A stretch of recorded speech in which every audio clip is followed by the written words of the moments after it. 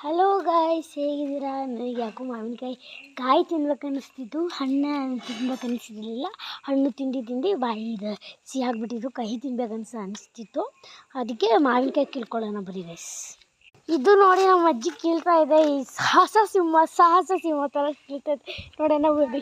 Finally ಒಂದು ಮಾವಿನಕಾಯಿನ ಅದು ಉದ್ರಸೋಕ್ಕಾಗಿತ್ತು, ಅದನ್ನು ತೊಳೆಯೋಣ ಬರೀ ಗೈಸ್. ಇದನ್ನು ಕಿತ್ತುಬಿಟ್ಟು ನಿಮಗೆ ಹೇಳ್ಕೊಡ್ತೀನಿ. ತೊಳೆದಿದ್ದೀನಿ, ಕೊಳೆ ಇದೆ, ಅದನ್ನು ತೆಗೆದುಬಿಟ್ಟು ತೋರಿಸಿ. ಕೊಳೆ ಆಗಿದೆಯಲ್ಲ ಇದರಿಂದ, ಚಾಕುವಿಂದ ಕೆಳಗಡೆ ಇರೋ ಭಾಗದಿಂದ ತೆಗಿತಿದ್ದೀನಿ. ತೆಗ್ದಾದ್ಮೇಲೆ ತೋರಿಸ್ತೀನಿ. ಇನ್ನು ತೆಗಿಯೋದಲ್ಲೇ ಇದ್ದೀನಿ, ತೆಗಿಯೋದು ಯಾವತ್ತು ತೆಗಿತೀನೋ ಗೊತ್ತಿಲ್ಲ. ಇದು ಅಷ್ಟು ಕಷ್ಟ ಇದೆ. ಇಷ್ಟು ಕೊಳೆ ಇದೆ ನೋಡಿ ಗೈಸ್, ಅದನ್ನು ತೆಗಿಯೋದು ಟೈಮ್ ಆಗುತ್ತೆ. ತೆಗೆದು ತೋರಿಸ್ತೀನಿ. ತುರ್ದು ಸಾಕಾಯಿತು, ಅದಕ್ಕೆ ನೀರು ಕುಡಿದೀನಿ ಹೊಸ ಬಾಟಲು. ಸಾಕಾಯಿತು, ಇಷ್ಟೇ ಸಾಕು ಅಂತ ಇದನ್ನು ತೊಳಿತಿದ್ದೀನಿ. ತೊಳೆದಾದ್ಮೇಲೆ ತೋರಿಸ್ತೀನಿ. ಹೊಸ ರೂಪ ಸಿಗ್ಬಿಡ್ತು ನನ್ನ ಮಾವಿನಕಾಯಿಗೆ. ಕಟ್ ಮಾಡೋಣ ಬರೀ. ಒಂದು ಟ್ರಾನ್ಸ್ಪರೆಂಟ್ ಬಾಕ್ಸ್ ತೊಗೊಂಡ್ಬಿಟ್ಟೆ, ಅದ್ರೊಳಗೆ ಹಾಕೋಣ ಅಂತ. ಕಟ್ ಮಾಡೋಣ ಬರೀ. ಅದು ಕಟ್ ಮಾಡೋಕ್ಕೆ ಸರ್ಕಸ್ ಗೈಸ್, ಅದು ಒಂದೇ ನನ್ನ ಟೆನ್ಷನ್ ಆಗಿರೋದು. ಕಟ್ ಮಾಡಾದ್ಮೇಲೆ ತೋರಿಸ್ತೀನಿ. ಈಗ ಒಂದು ಈ ಥರ ಮಾಡ್ತಾ ಬಾಯಲ್ಲಿ ಹಾಕ್ಕೊಂಡೆ ಗೈಸ್.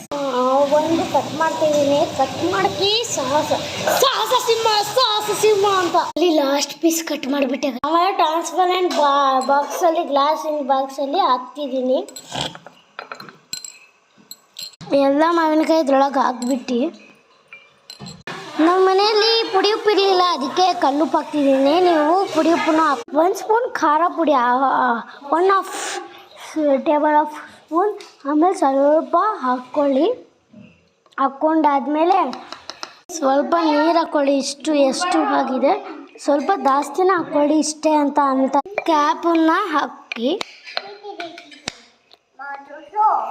ಇದನ್ನ ಶೇಖಿ ಪುಷ್ಪವತಿ ಗುಡು ನೋಡಕ್ಕೆ ಬರ್ತೆ ಮಾವ, ಶೇಕ್ ಮಾಡಿದೆ. ಶೇಕ್ ಮಾಡಿ ನೋಡಿದಾಗಂತೂ ಈ ಥರ ಇತ್ತು ನೋಡಿ ಗೈಸ್. ಇದನ್ನು ಸ್ವಲ್ಪ ಹಾಫ್ ಟೈಮ್ ಅಷ್ಟು ಇಲ್ಲಿ ನೋಡಿ, ಈ ಥರ ಇನ್ನೂ ಶೇಕ್ ಮಾಡ್ತಾ ಹೋಗಿ.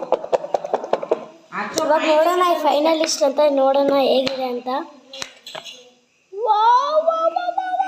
ತುಂಬ ಚೆನ್ನಾಗಿದೆ, ನೋಡೋಣ ಬರೀ ಗೈಸ್. ಇನ್ನು ಒಳಗಡೆ ಏನೇನು ನೋಡಿ, ಈ ಥರ ಇದೆ.